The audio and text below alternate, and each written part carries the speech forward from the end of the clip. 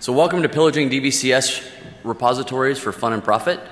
A little bit about me. I'm Adam Baldwin, not to be confused with this Adam Baldwin. I co-founded Ingenuity, a pen testing firm, a pen tester of webs, and I curate evilpacket.net. That's about it.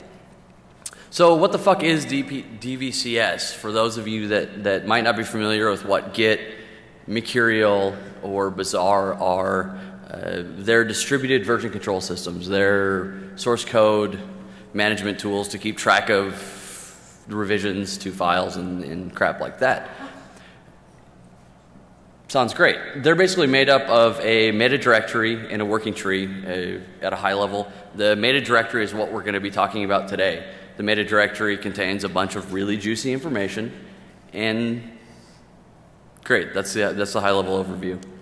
So what's the problem with this? It sounds like a great tool for developers and for managing revisions and things like that. The problem is that this is being used by developers and by operations to push web apps out to production.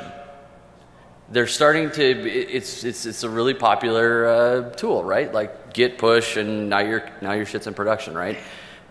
The problem is that they're leaving these meta directories public, right? We're supposed to be blocking these. It's pretty standard practice to block directories.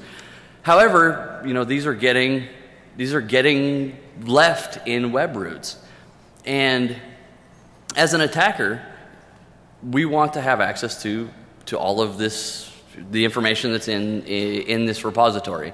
The situation might be we're doing a pen test, or we're an attacker, and we want to get some foothold on this site. This might be that foothold.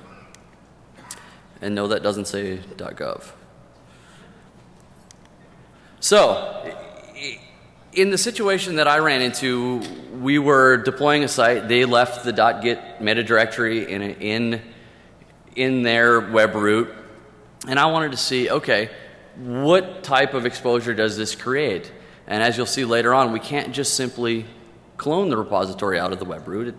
It doesn't work that way. And so the first step is identifying repositories. Then we need to figure out how to extract information from those repositories. And then, of course, some random process, and then we'll profit, as you will see. So here's how we identify repositories. It's pretty damn simple. All three of them, Git, HG, Bazaar, and there's others. I focused on these three. They all have predictable file names. They all have something in the repository that you can access and then pull a regex match against. These are very lightweight files, is why I picked these. They have great patterns, they're lightweight, and there's other files that you could use, but they're a variable size, and it's a real pain when you have to download, a couple meg file to pattern match against. As an example, example.com/.git/head, and it could be any directory. It doesn't have to be just the root. If you want to see the patterns that we're using, there's a plugin for W3AF for the web attack and audit framework scanner. Just go look at the code, and there's the patterns that we're using in there. Very useful for identifying these. As far as I know, there's no other scanners that are looking for these other source code. Please, if somebody knows of them, correct me and let me know afterwards. So we wanted to understand just how large a scope this problem was, right? If we, who's doing this? And so we scanned the top million Alexa sites, and we found roughly 2,000 repositories out of those 1 million sites. So it's not real common, but as you will see, the impact and the information that we can extract from these repositories is pretty significant, extremely useful to an attacker, and gives you that foothold that you might need. Obviously, the most popular was Git out of all those, so that's what we'll demo in a bit.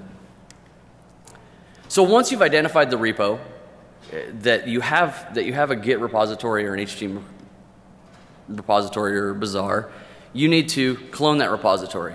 And you can't simply run, say, git clone and clone that URL.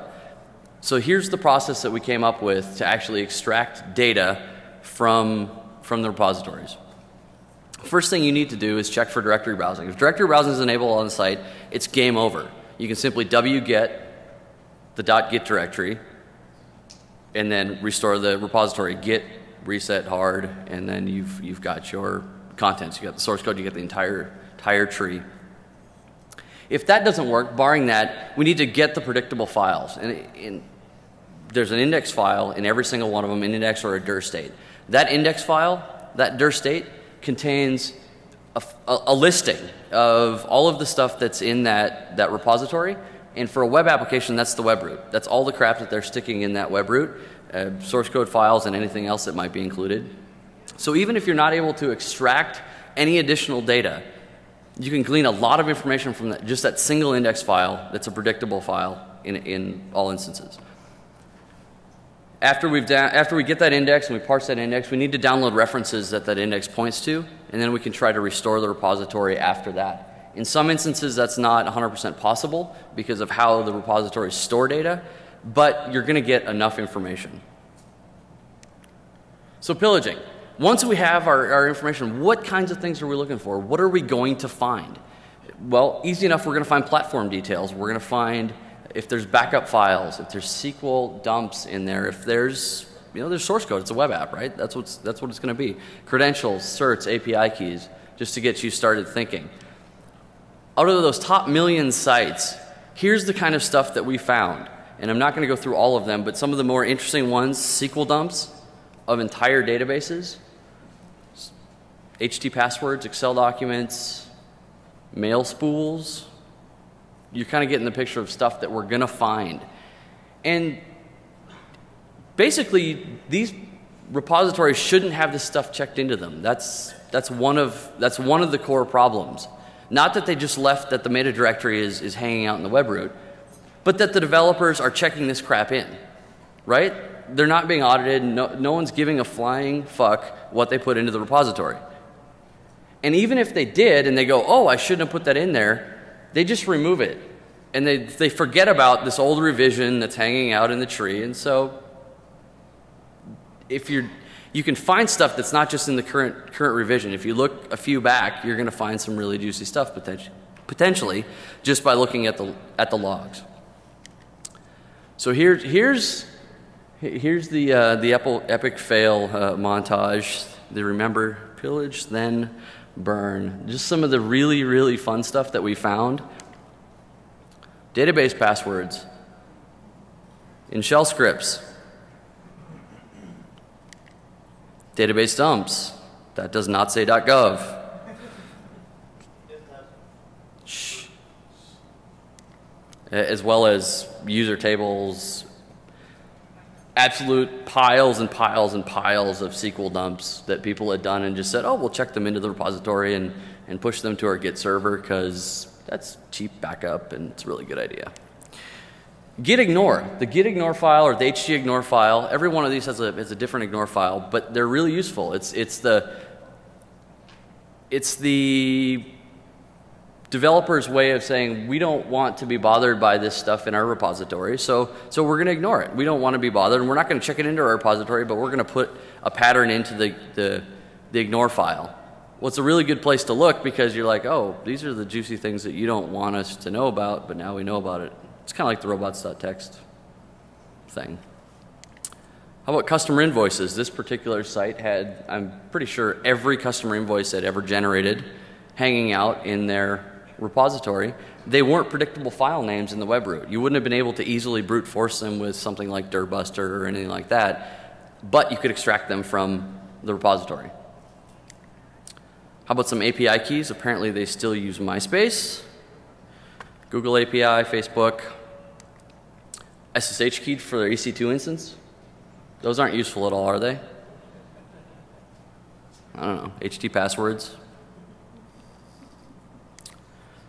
This is a really interesting one as well. It's a German site that when you went to the actual file in the web root, it was HT password protected.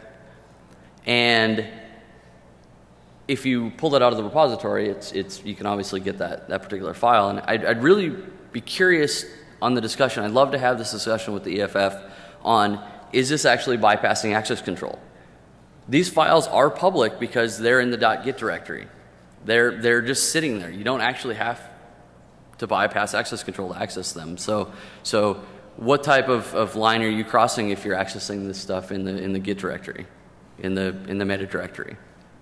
Coincidentally enough, these are account numbers and routing numbers for a very large pile of their customers. So yeah, no authorization required. How about credit card numbers and doc files? Seriously? What the fuck? Like, yeah, this was actually a non-US company, but so I don't know if PCI. PCI. Wow, that went fast. So we have a demo and then a tool release to automate all of this, because I really didn't give you any technical details, because I don't know. So demo time. Yay, look, demo. All right, so what I did was I pulled down the DVCS pillage toolkit. Once I push that up onto GitHub, you'll get the URL in a bit. What I included was a tool for BZR, HG, and Bazaar, or BZGit and Curial. And I included the PyCloud scripts that we use to scan the top 1,000,000 sites, so you can just use them. PyCloud's very handy for scanning a lot of stuff simultaneously. And some regex, and that's about it. So to start out, I'm going to show you, so here's the Git directory of our target site. As you see, there's a lot of different predictable file names. We've got configs, we've got the index file, the object store. This is how Git stores all their crap, right? It's the SHA value of a particular file. And those are the files that we're going to go after. And so let's show that git clone there.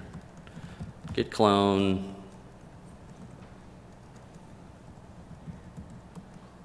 Yeah, it doesn't work.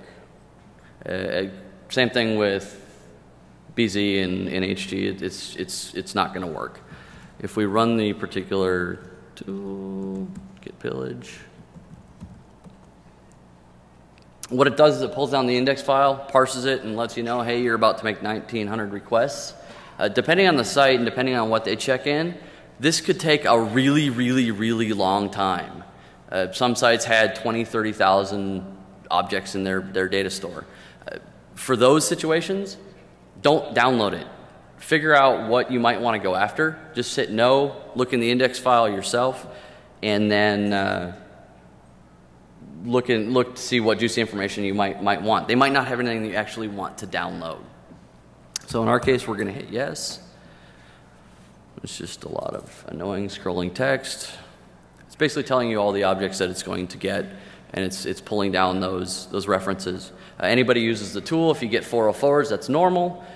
Git doesn't let you get some of them just based on how it works. After it downloads those references, it tries to check out each file to restore it into your working directory.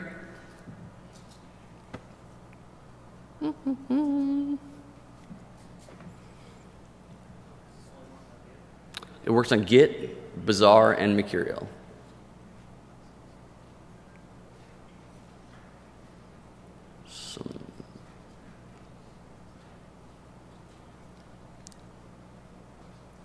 All right, so it's kind of hard to see because the large font.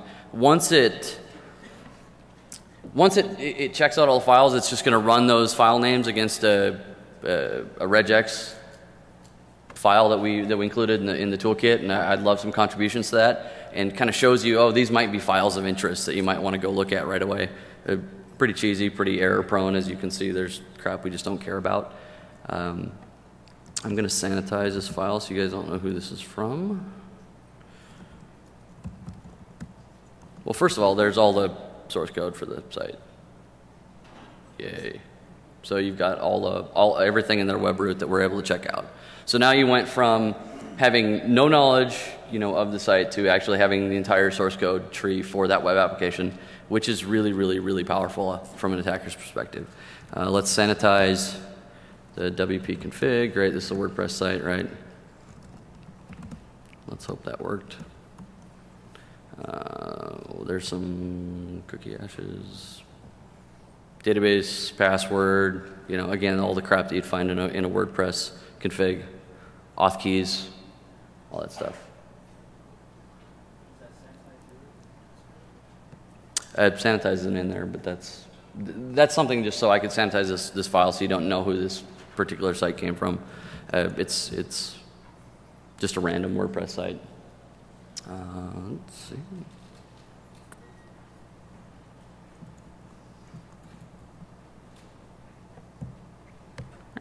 Meow. So that's pretty much it. That's the tool. You can get the tool at the GitHub repository there. And I will be putting that up after the talk. I forgot to set it public before I got up here. Please fork and contribute. There's lots of bugs. There's stuff that it could use feature-wise. It could use some love. Please contribute. Questions and answers in the QA room. That's it.